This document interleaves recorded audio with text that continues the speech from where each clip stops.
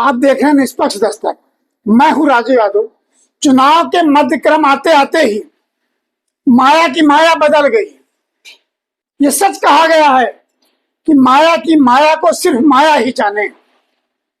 आज तक माया को कोई समझ नहीं पाया, इसीलिए बहुत लोग खास बने और खास बन के बेगाने हो गए।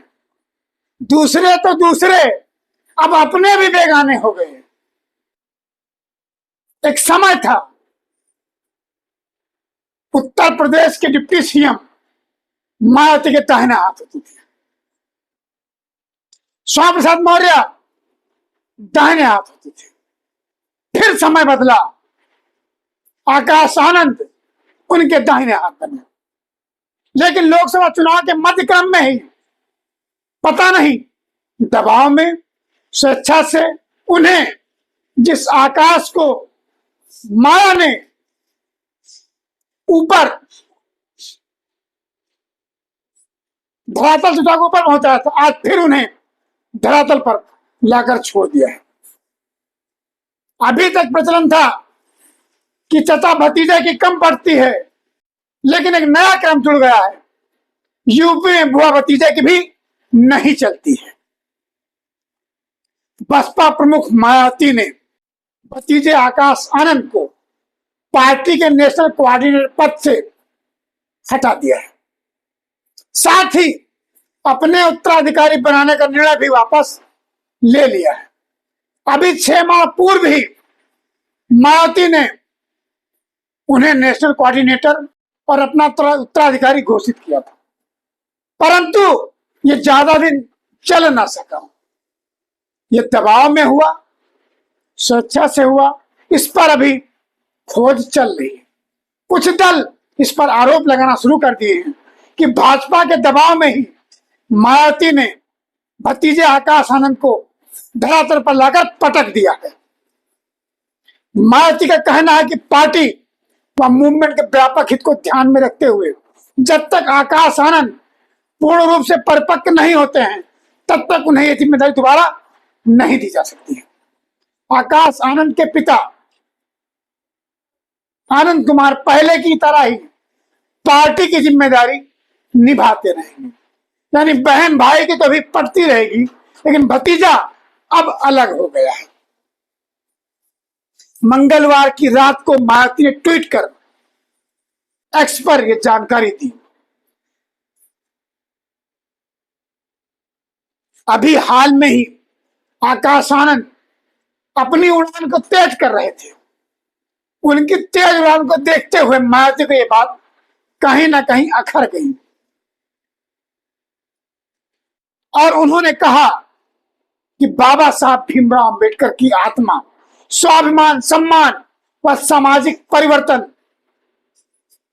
का मूवमेंट रहा है, उससे किसी प्रकार का समझौता नहीं किया जा सकता है, जिसके लिए काशीराम ने भी, साथ में हमने भी संघर्ष किया था। वो संघर्ष जारी रहेगा। अन्य लोगों को आगे बढ़ाने के लिए नेशनल कोऑर्डिनेटर पद और उत्तराधिकारी घोषित किया था, लेकिन अब उसे वापस ले लिया है। अंतिम पोस्ट के जरिए बसपा प्रमुख ने जानकारी दी कि जब इनके पिता आनंद कुमार पार्टी व मूवमेंट में अपनी जिम्मेदारी पहले की तरह निभाते ही रहेंगे, तो बाबा साहब अम्बेडकर का कारवा आगे बढ़ाने में हर प्रकार त्याग कुर्बानी देने समय पीछे हटने वाली नहीं। मायावती ने पिछले 10 दिसंबर को अपने छोटे भाई आनंद कुमार के 29 साल के पुत्र को अपना उत्तराधिकारी घोषित किया था। बसपा प्रमुख ने 2019 के लोकसभा चुनाव के बाद पहली बार आकाश को पार्टी का नेशनल कोऑर्डिनेटर का दायित्व सौंपा था। आकाश आनंद MBA किए हुए, और यही नहीं, विदेश से MBA करके आए। उसी MBA के तहत ही वो राजनीति करना प्रारंभ किए थे। उड़ान कुछ तेज हुई, दबाव ऐसा हुआ, अर्थ से फर्श पे आकर माया ने पटक दिया। अब कब तक वह इसी फर्श पर तैरते रहेंगे, रेंगते रहेंगे, ये वक्त तय करेगा।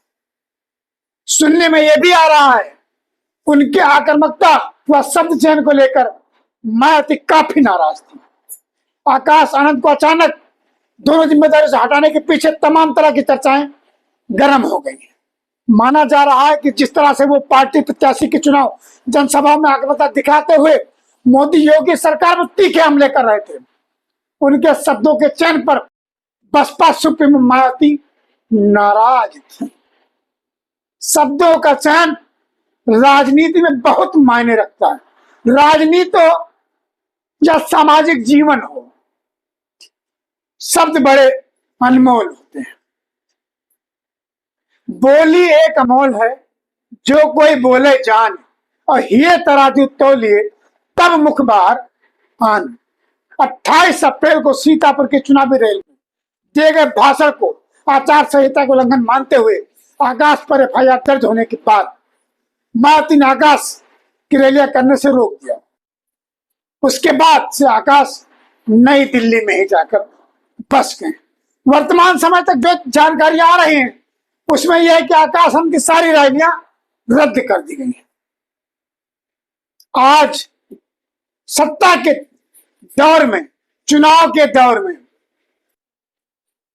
करता कोई और है, भरता कोई और है। अगर आपकी वाणी, शब्दकोश अच्छे हैं और आपने कुछ नहीं किया है, तब भी आपका महत्व अलग है। कुछ लोग कर भी कुछ नहीं पाते हैं और कुछ लोग बिना किए ही सब कुछ पाते हैं। बस आप अपनी वाणी से जनता को, आम जन को, मतदाताओं को कितना रिझा पाते हैं, डिपेंड ये करता है। तब तक नई खबरों को देखने के लिए आप देखते रहिए निष्पक्ष दस्तक। अगर आपने अभी तक चैनल को लाइक, सब्सक्राइब नहीं किया है तो सब्सक्राइब करके अपने सुझाव से जरूर अवगत कराएं। धन्यवाद।